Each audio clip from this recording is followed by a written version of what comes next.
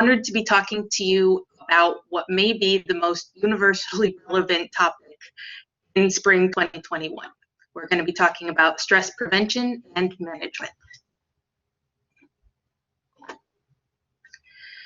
So a quick overview of what we're going to be talking about today. We're going to start by defining some words that we all use probably nearly every day and have become so much overused that maybe they've lost some of their meaning. So we're going to define how those words are going to be used for today.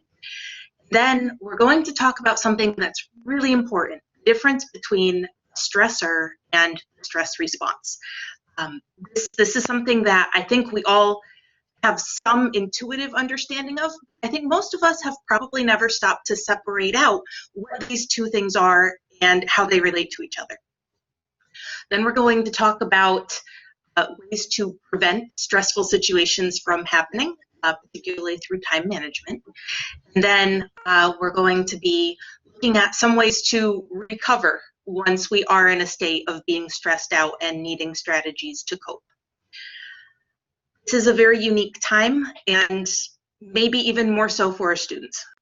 So if you are in any sort of instructor role, I want you to be aware of some of the things that we're noticing in students at the University of South Carolina, so that you can think about ways to respond constructively to our student stress as we move through this spring semester.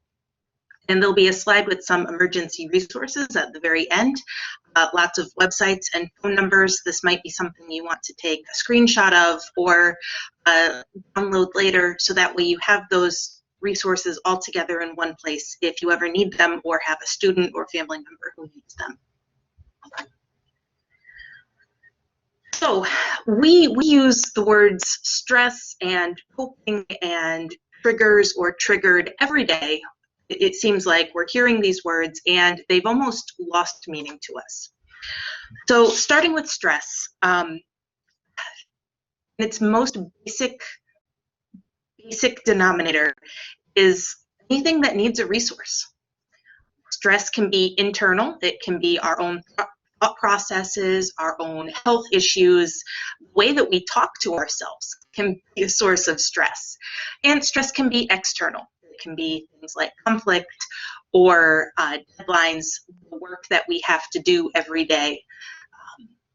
Both of those things, internal and external, are relevant when we're talking about stress. Unfortunately, the word trigger or triggered has become almost a joke, and that's unfortunate because it does have a very real meaning when we talk about psychology. A trigger is the thing that overwhelms your ability to cope with a stressor. So as you are thinking about a situation that's stressful, what was the thing that happened right before preceding the stress response? And finally, coping skills. So coping skills hopefully are chosen consciously. When we are stressed, when we are faced with something that is stressful, hopefully we have a toolbox of coping skills that we can choose the best tool out of the toolbox to handle the situation. In absence of that, our brains reflexively pick a coping skill. And sometimes those can be very useful, and sometimes those can cause more problems than they fix. And this is really the heart of what we're going to be talking about today. So we have evolved a very specific stress response, and I'm sure everybody has heard at some point about fight, flight, or freeze. So these are, generally speaking, the three mechanisms that humans use when we're stressed. And generally, we don't choose which one we're going to use. So as humans were living in hunter-gatherer societies, let's imagine we saw a lion out on the savannah. Our brain gives us three choices, or more accurately, our brain chooses for us between three choices. We can fight. Maybe we have a club or a slingshot and we're going to try to fight the lion.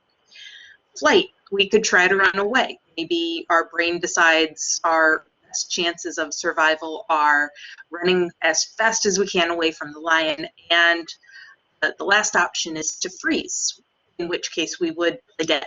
And it's kind of interesting when prey species do this action, their biochemical processes slow down, their breathing and heart rate slow down, even in a really potentially dangerous situation.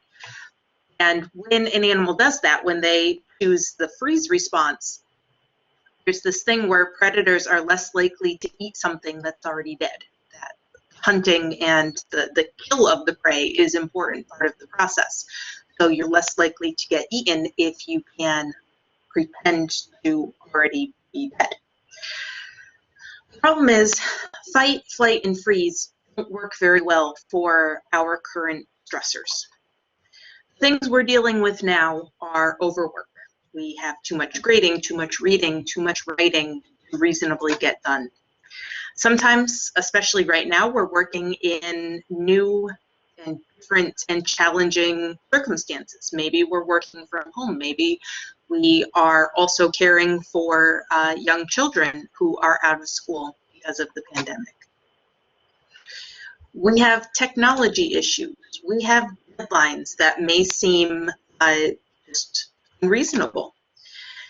And there are changes to activities that we're familiar with, in some cases we're very, very good at, and those changes can be stressful. I know instructors who are excellent teachers and love teaching. It's still very stressful to teach to a bunch of gray squares.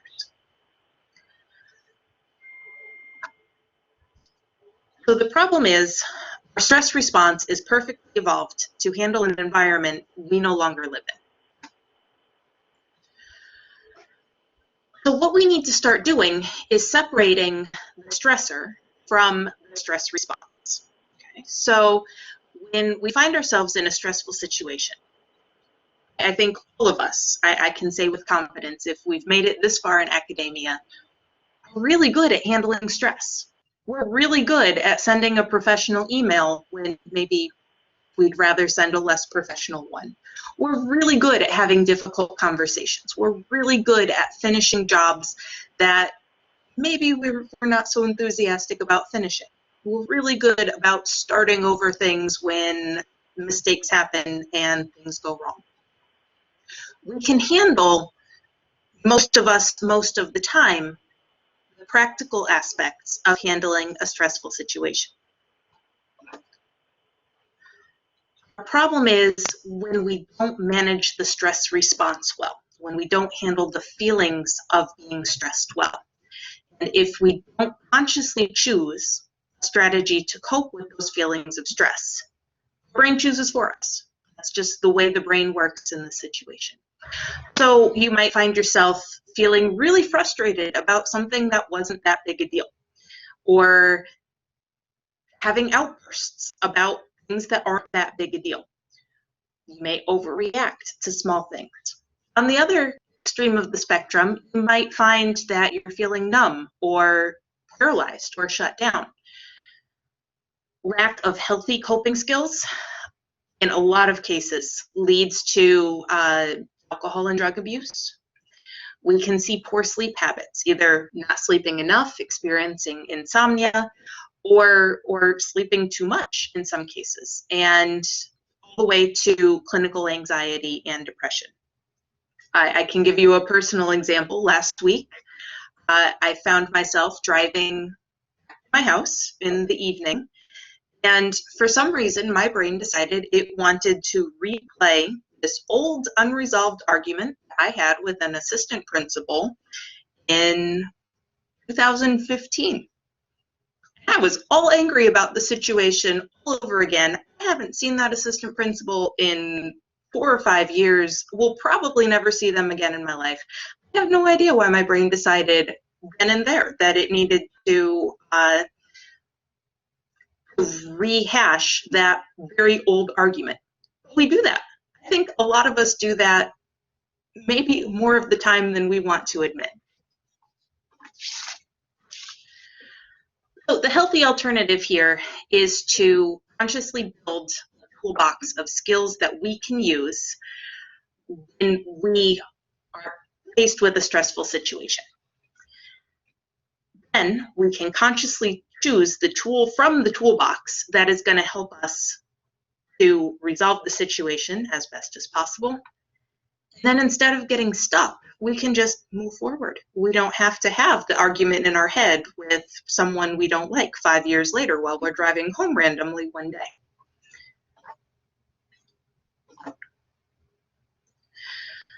So the first part of this talk is going to be about preventing stressors from happening, kind of where this gray star is up here. And we'll be talking about ways to manage our time and to prevent procrastination that will help us to avoid stressful situations from the beginning. And then the second half of this talk will be adding tools to your personal toolbox of stress management skills. A lot of what you hear today will probably not be brand new. My hope is at the end of this talk, you will have added a couple new ideas to your stress management and time management toolbox, and a couple new ideas for how to handle the next time you need more coping skills. So jumping right in here with time management. The first piece of advice, the first suggestion is really be diligent about prioritizing your day. I really like this idea of if you could only get one thing done on a given day, what must that one thing be? Now, a lot of us are probably saying, I have so many things I need to get done, just doing one thing doesn't help. So a variation of this strategy is to figure out what your magic number of priorities is. Mine is 6. I do really well when I pick the top 6 things that I need to do on a given day, either the night before or first thing in the morning before I even turn on my computer, and focus on those 6 things. For some people, and depending on what's going on in your life, maybe focusing on one thing is the ideal number for you. Maybe your number is 10. It's probably going to take some trial and error to figure out what your magic number is. Choosing your magic number of priorities and focusing with a laser sharp focus on those things can be really helpful. The second one is something that I see so often with grad students. So we have a little cartoon here, and the person wants to work on their thesis on a given day, but the brain says no. Their brain may be overwhelmed. Their brain may be stressed. Maybe their whole body is not feeling well. There's something going on. Brain doesn't want to. So then the person says, okay, that's cool. Let's take today off. We'll start back fresh. And then the brain says, well, no, we can't do that either. We're going to feel guilty all day, the entire day. This is so unhealthy. And I really think that working from home, starting in March and April, and for some of us still working from home, really exacerbated this. When there isn't a clear division between working and resting, our brains kind of get stuck in this gray zone of kind of halfway productive, but not really. And when we recognize that we aren't being productive, that's really uncomfortable for us. And then we're not allowed to relax. So I think it's really clear that, or really important that we get clear about when we're going to be working. And if we're not working, giving ourselves permission to take a break and relax.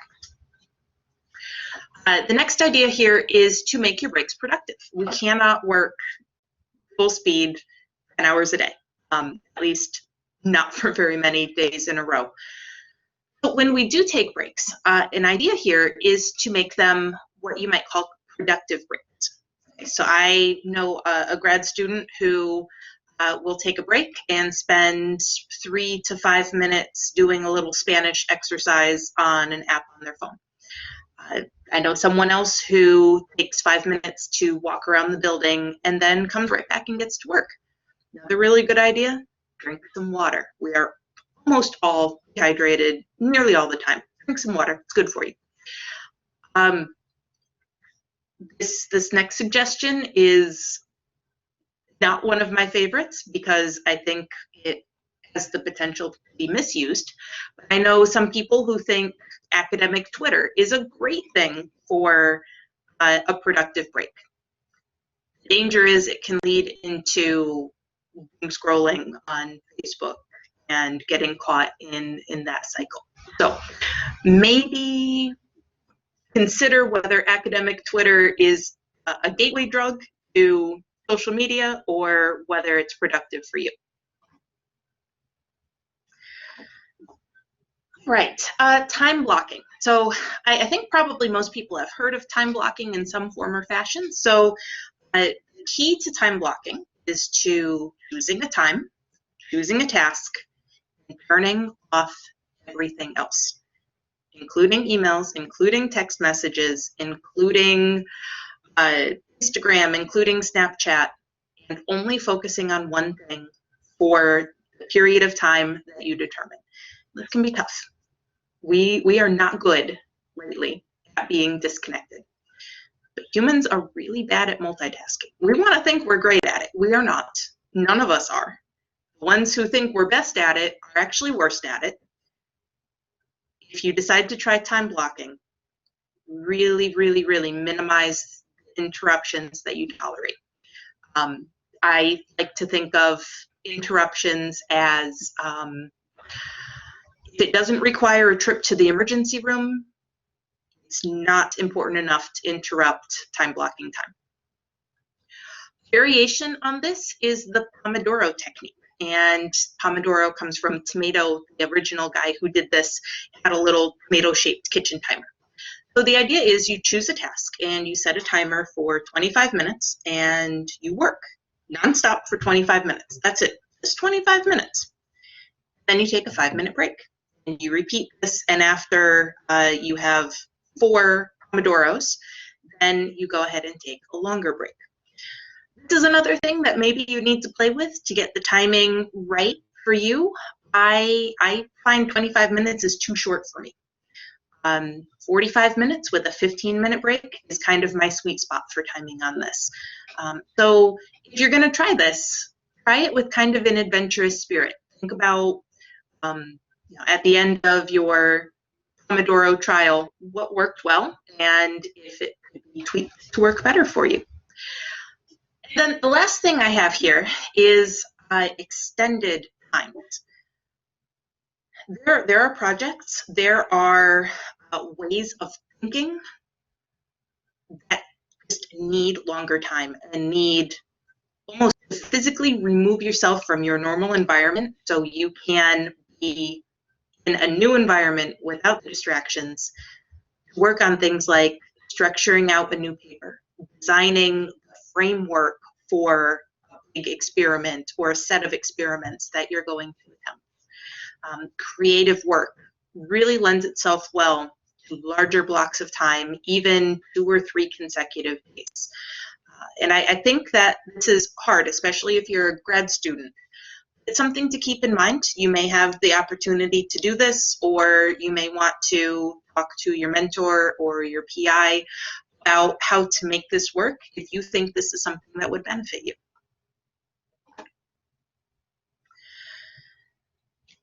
For a long time, I had this assumption in my head that people at whatever level of schooling or employment I was at and lower procrastinated. People who were at more education or a higher employment ranking than I was didn't procrastinate. I have no idea where that idea came from. And I'm seeing evidence lately that maybe my thinking is wrong on that. It seems to me that pretty much everyone procrastinates some of the time. I think it's important that we stop and think just for a minute about why we or a person that we know is procrastinating. Because the strategy to handle procrastination is going to be different depending on the reason why. start working is not necessarily the solution if a person is procrastinating. So first, it is possible that you are really bored. It is possible you are very overwhelmed. It is possible for these things to happen simultaneously. If you have ever graded lab reports or student papers, I think you probably know what I mean. I think one of the best strategies here is to find meaning in the task. If I assign a meeting of, I have to get through this stack of lab reports as quickly as possible, my motivation is very different than if I frame it for myself as, I have to give feedback to students so they're able to improve their science writing. Framing the task differently gives me permission to be enthusiastic about it. Another idea here is to bribe yourself and or reward yourself. One thing that I like to do is I make a plain boring sandwich and bring it with me in the morning. And if I get my lab reports graded by lunchtime, I get to go to Beezer's instead of having my plain boring sandwich from home. Bribing yourself is a completely viable option, something to keep in mind. I know some grad students who feel really bad, get into all sorts of mental anguish because they have trouble getting started on something until right before a deadline. That they feel really energized when they're up against a deadline and have trouble getting started on a task prior to that. I don't think this is a bad thing. If you are consistently meeting your deadlines and producing high quality work, and you're not stressing out the people around you, if you work best under pressure, do it. I think that things that would be helpful here, making sure that your schedule is clear right before a deadline that you know is coming, would be very important. But otherwise, if this is how you work best, I say go for it. If you have a student, a grad student, and this makes you anxious, this is how they produce their best work, maybe step back and let them be. As long as the work is done well by the deadline, I don't see a problem. I think this one is also very important. When we are unclear about what's expected of us, when we don't have a deadline, when we don't know exactly what we're supposed to be producing, when we're just not prepared to take the next step, this can be paralyzing. And I know people who have dropped out of graduate programs because they just didn't know what to do, and so they were afraid to get started. Here, I think some great tools are to make sure to ask clarifying questions. These may be even questions that you're asking of yourself, sitting down and getting clear about what your goal, if this is a self-starting project. Reframing the task as a SMART goal. SMART acronym has a couple different meanings.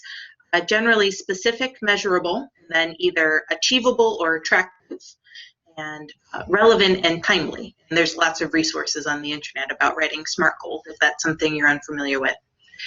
Then I really like this idea about building momentum. If you can start with one small success, and then a second small success, and then those small successes tend to snowball into bigger and bigger progress.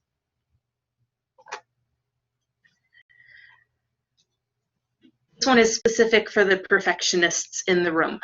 Sometimes we just don't want to move on to the next step until we're sure that the previous step is perfect, and nothing is ever perfect, so we never move on. And this is also paralyzing, leading to procrastination.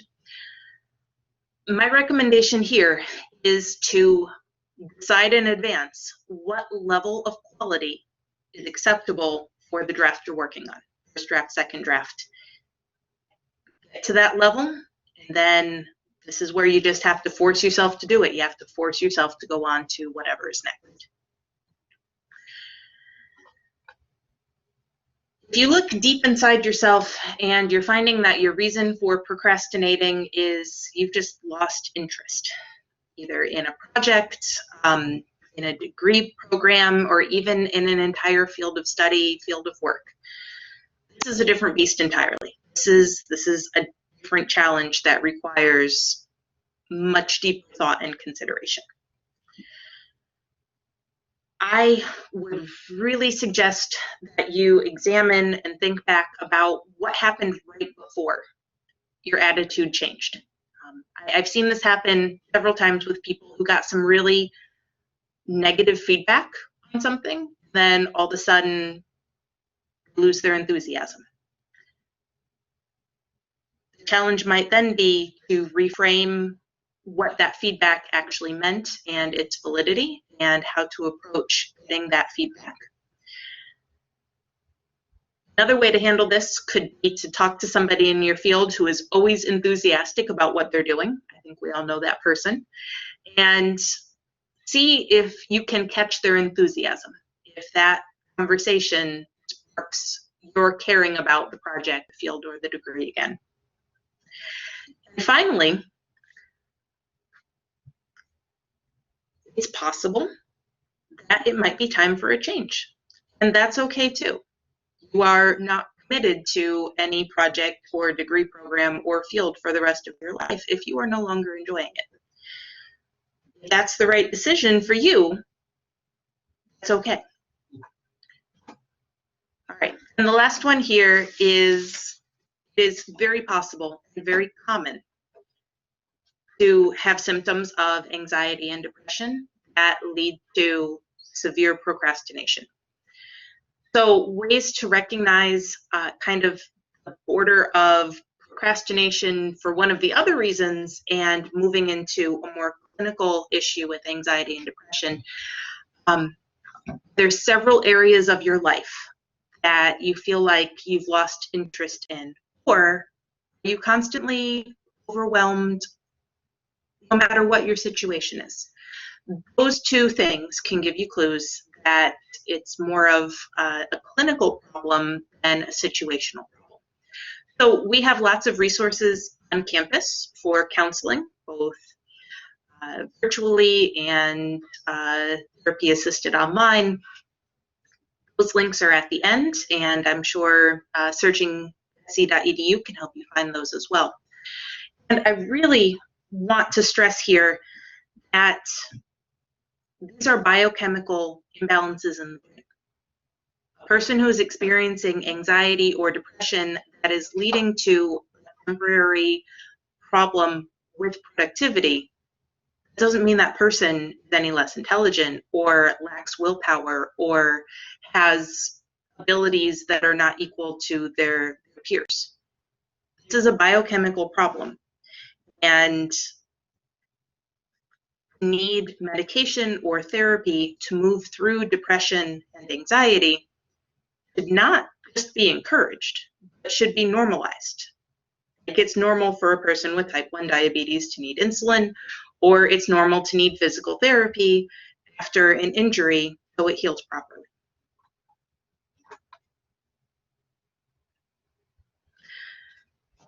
So the last step in preventing stress that I'll talk about here is maintaining relationships.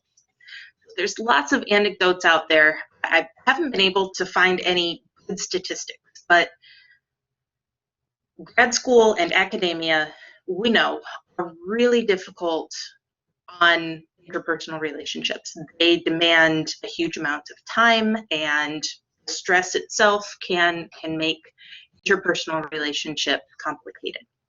There's this great theory that, to my knowledge, was first put forth by author Nora Roberts, called The Glass and the Rubber Ball Theory. So the idea is, in our life, we are juggling all sorts of things all the time. We have so many things going on, we have so many competing priorities that it's like we're juggling physical objects.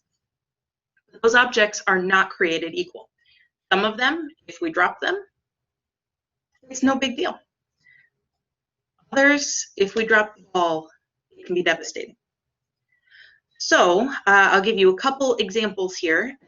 So a rubber ball that I have is the grad student organization in biology. I enjoy working with them. They're great people. I get a lot out of it personally. I try hard to contribute as much as I can. If I miss a meeting or I miss a deadline, it is fine. A glass ball in my own life is a lot of the research I do is on a very strict time schedule. And if I am not able to complete an experiment on a certain day, the time window may be closed. I may have missed the opportunity to do that experiment at all. So in some cases, the timing of experiments that I do in my research is a glass ball. So a few minutes ago, we were talking about prioritizing your tasks for the day and a magic number of tasks. Say your magic number of tasks is 5. You're going to choose your top 5 important things for the day. If you can imagine doing that, how many of those most important tasks in any given day or any given week would relate to keeping your relationship strong? Something to think about. So we're going to move now through ways that you can handle stress in the moment. Okay, so this one, I love the name of this technique. I think maybe a lot of us have done this without realizing what we're actually doing here. So Willy Wonka and the Chocolate Factory, or Charlie and the Chocolate Factory, there was a character called Farook Assault, and she just complained about everything. It was almost painful to listen to. Sometimes we need to express our frustration. Sometimes our stressful situation is such that we just need to get it out of our head. Sometimes it's not appropriate for us to do that out loud. Got to keep FERPA in mind. If something's going on with a student, you have to be really careful about what you share with others.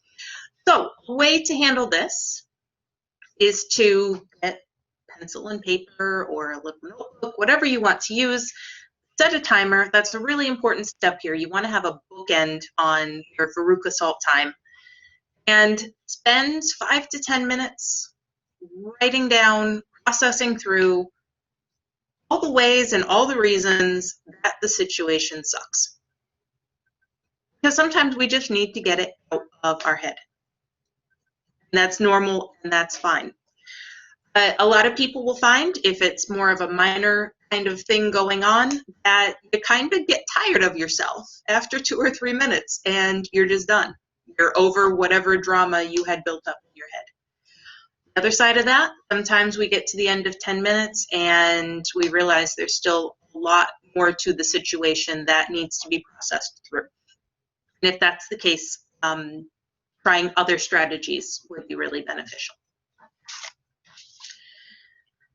This one I've not found in any books. This one I kind of thought of on my own. When I was a middle school and high school teacher, it used to happen to me the end of January and the beginning of February, when you look out over the rest of the school year and it's just this long horizon of gray. And spring break is too far away to look forward to, and the summer is too far away to look forward to. And even if you love what you're teaching, and even if you love your students, it can be really hard looking out over such a long string of days that are all going to be very similar. And it was really helpful to me, and I think it'll be really helpful to others, to consciously think about small and large things to look forward to. I listen to a lot of books, audiobooks, while I'm driving. I have a long commute, and sometimes knowing that I have an hour of a book I'm really into on the drive home can help me get started on my work this afternoon. Some of us have favorite songs or playlists. I know people who bribe themselves with, their favorite snack on the way home if they get X, Y, and Z done by the end of the day. I like to paint. I discovered this in the world of COVID. I'm horrible at it. I really like it. It's something that is fun for me to do at the end of the day if I don't still have grading to do. We have a couple places around Columbia that are good for hiking. May not be the hiking capital of the world, I recognize that. But we have Harbison and Congaree and a couple other places that just to go outside and get some fresh air for a little while is really, really useful. And then we can think about longer term things that we're looking forward to, vacations, holidays. These are a little tricky right now because we don't exactly know when those things are going to be safe to do, and it's maybe there's a risk of setting ourselves up for disappointment if we really, really plan on a vacation and then because COVID hasn't sorted itself out yet, we aren't ready to do that. But something to keep in mind, especially as things get back to normal. Looking forward to vacations, looking forward to holidays. I came across some really interesting information about the Navy SEALs. So the Navy SEALs is, of course, the elite special forces, and it's very difficult to get into 6-month SEAL training. And then only 25% of that elite group who makes it in actually makes it through. So there have been some studies done that have looked at the difference between the people who start SEAL training, don't finish, and those who make it all the way to the end.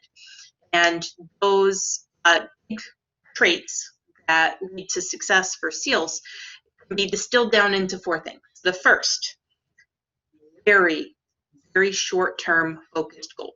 Not by the end of the week, I'll finish this. Not even by the end of the day, I'll finish this. I'm going to make it through the introduction of this next lab report. I'm going to run 1 gel of phenotyping mice. Very short-term, very tangible goals. The second 2 kind of go together in my mind. Navy SEALs who are successful in completing the training always visualize success, never visualized failure, and their monologue going on inside their own head was predominantly positive. When we start thinking negative, when we start talking to ourselves in a negative way, we start being less productive and less successful. And then what's kind of new here is controlling our own stress response. So this first one, there are some days I do this all day long and nobody knows I'm doing it. Really simple, 4x4 breathing. You breathe in while counting to 4, then you breathe out while counting to 4. And that simple strategy that no one else has to know that you're doing can kind of take you out of the stressed talk in your head and bring you back to some semblance of focus. A variation on that is you breathe in for 4, hold your breath for 4, breathe out for 4, hold your breath for 4 again, and complete that cycle 4 times. So that's 4 to the 4th breathing. And these are 2 things that the research says Navy SEALs use when they are in the midst of a very stressful situation.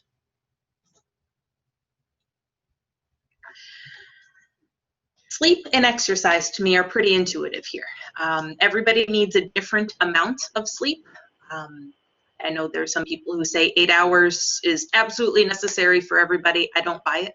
Some people do really well on 6 hours of sleep a night. Some people, my sister is one, if she doesn't get 10 hours of sleep, she can't get anything done. So what is your ideal amount of sleep and what strategies do you use to get that amount of sleep? And exercise, it's very widely established that having some sort of exercise routine that you enjoy, that's the key, that you enjoy is really beneficial to mental health and to maintaining healthy responses to stress. The last thing I want to talk about here is laughter. Toddlers laugh all the time. You guys been around a toddler lately? They laugh all day long. Adults don't laugh at all. It's so sad. It's so sad that we don't laugh. So I want you to think about the last time you laughed until you couldn't breathe or until you cry. So we're nearly to the end here. I just want to talk very briefly about the stresses our students are experiencing. With the student stress, the one thing I would really recommend, be kind. Our students are really struggling right now in a lot of ways that we probably don't see. And kind is going to look different in different situations and for different students, but think about what the kind thing to do is. We did want to share emergency resources. So for you or faculty or you or your students, there is a lot of things available. USC has counseling services. I believe that students at the very least get 10 free counseling appointments every year. Take advantage of them. I think that faculty and staff also can get counseling as well. And then there are also the national resources as well. These are some stress reduction resources as well, some good books and some good apps. So basically, try out everything and see what works best for you. If there are any questions at all, I'm happy to answer anything for you. I have a quick question. Sorry. So like these are all great stress mechanisms, stress coping mechanisms for like the here and now of like, how do I deal with my stress at this moment?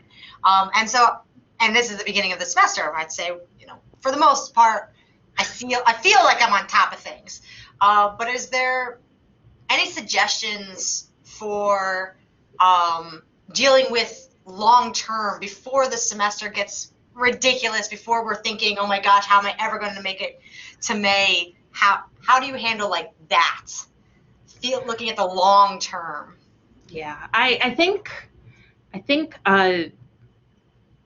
making sure you're using your time as best as you can, prioritizing the things that you really, really want to get done, and then giving yourself a break, letting your brain not guilt you into working 23 hours a day. When you're taking a break, just take a break. Yeah, mapping it out, smaller pieces, planning day to day is really, really good. All right, thank you so much.